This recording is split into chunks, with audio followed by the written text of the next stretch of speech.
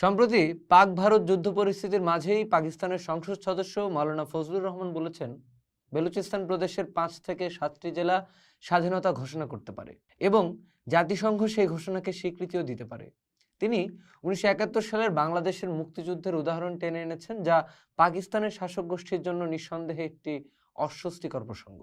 প্রশ্ন হলো, ফজলুর রহমানের এই বক্তব্য কি নিছক রাজনৈতিক কথার কথা, নাকি পরিস্থিতি আসলে এতটাই গুরুতর যে তা আরেকটি রাষ্ট্র ভাঙনের দিকে নিয়ে যেতে পারে? আসুন একটু তলিয়ে দেখার চেষ্টা করা যাক। প্রথমে বুঝতে হবে বেলুচিস্তান জিনিসটা আসলে কি। ভৌগোলিকভাবে দেখলে বেলুচিস্তান পাকিস্তানের বৃহত্তম প্রদেশ।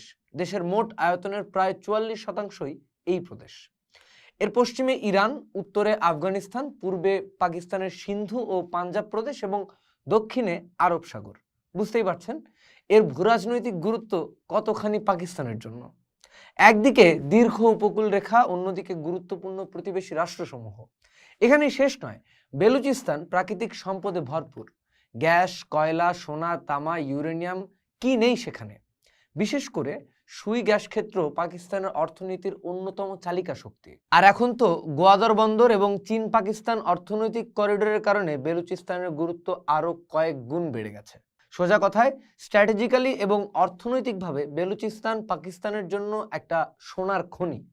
কিন্তু এই সোনার খনির উজ্জ্বলতা কি বেলুচ জনগণের জীবনেও পৌঁছেছে? ইতিহাস কিন্তু অন্য কথা বলে। 1947 সালে পাকিস্তান রাষ্ট্র গঠনের সময় থেকেই বেলুচিস্তানের অন্তর্ভুক্তি নিয়ে বিতর্ক ছিল। তৎকালীন কালাচের খান, যিনি বেলুচদের একজন প্রধান নেতা ছিলেন, তিনি প্রাথমিকভাবে পাকিস্তানে যোগ দিতে চাননি। পরে বিভিন্ন চাপ এবং সামরিক হস্তক্ষেপের মাধ্যমে বেলুচিস্তানকে পাকিস্তানের সঙ্গে জুড়ে দেওয়া হয় বলে অভিযোগ আছে। সেই থেকেই শুরু হয় এক দীর্ঘ বঞ্চনা আর নিপীড়নের ইতিহাস। বিভিন্ন সময়ে বেলুচ জাতীয়তাবাদীরা নিজেদের অধিকারের দাবিতে সোচ্চার হয়েছেন, সশস্ত্র বিদ্রোহেও জড়িয়েছেন। পাকিস্তান রাষ্ট্র বরাবরই এই বিদ্রোহ কঠোর হাতে দমন করেছে। নিপীড়নের অভিযোগগুলো হালকাভাবে নেওয়ার মতো নয়। বছরের পর বছর ধরে বেলুচ অ্যাক্টিভিস্ট, ছাত্র, সাংবাদিক এবং সাধারণ মানুষ নিখোঁজ হয়ে যাচ্ছেন। আইনি পরিভাষায় যাকে বলা হয় এনফোর্সড ডিসঅ্যাপিয়ারেন্স বা গুম। আন্তর্জাতিক মানবাধিকার সংস্থাগুলো বারবার এই বিষয়ে উদ্বেগ প্রকাশ করেছে। অনেকের ক্ষতবিক্ষত লাশ পাওয়া গেছে, যা বিচার বহির্ভূত হত্যাকাণ্ডের দিকেই ইঙ্গিত করে। স্থানীয় জনগণের অভিযোগ, তাদের প্রাকৃতিক সম্পদের উপর তাদের কোনো অধিকার নেই। উন্নয়নের নামে যে প্রকল্পগুলো হচ্ছে, যেমন গোয়াদর বন্দর বা সিপিইসি, সেগুলোর সুফল স্থানীয়রা পাচ্ছে না, বরং এর ফলে তারা আরো প্রান্তিক হয়ে পড়ছেন। তাদের জমি কেড়ে নেওয়া হচ্ছে, তাদের জীবনযাত্রায় হস্তক্ষেপ করা হচ্ছে এবং প্রতিবাদ করলেই নেমে আসছে রাষ্ট্রীয় দমনপীড়ন। শিক্ষা, স্বাস্থ্য, কর্মসংস্থান, প্রায় সব ক্ষেত্রেই বেলুচরা অন্যান্য প্রদেশের তুলনায় পিছিয়ে। এই পরিস্থিতিকে অনেকেই পাকিস্তানের রাষ্ট্রীয় নিপীড়ন হিসেবে বর্ণনা করেন। বর্তমান প্রেক্ষাপটে ফজলুর রহমানের বক্তব্য তাই নতুন করে আলোচনার জন্ম দিয়েছে।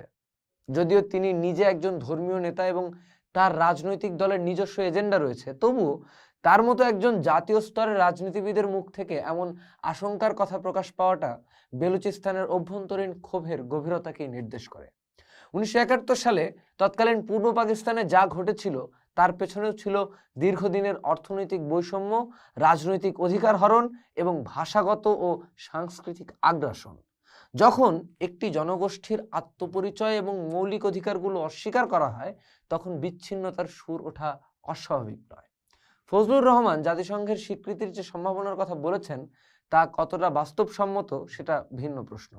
আন্তর্জাতিক রাজনীতি অনেক জটিল সমীকরণে চলে, কিন্তু এটা অস্বীকার করার উপায় নেই যে যদি কোনো অঞ্চলের একটা বড় অংশের মানুষ নিজেদের স্বাধীন ঘোষণা করে এবং তাদের উপর ধারাবাহিক নিপীড়নের প্রমাণ থাকে, তখন আন্তর্জাতিক সম্প্রদায়ের উপর একটা নৈতিক চাপ তৈরি হয়।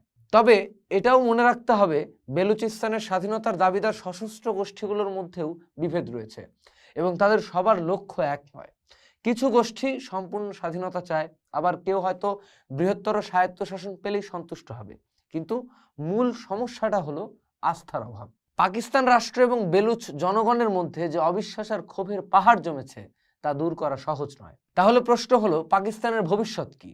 যদি বেলুচিস্তানের মতো একটি গুরুত্বপূর্ণ প্রদেশ সত্যি নিয়ন্ত্রণের বাইরে চলে যায়, তাহলে তার প্রভাব শুধু পাকিস্তানের ভৌগোলিক অখণ্ডতার উপরই পড়বে না, বরং সমগ্র অঞ্চলের ভূরাজনৈতিক স্থিতিশীলতার জন্য তা হবে এক বিরাট চ্যালেঞ্জ।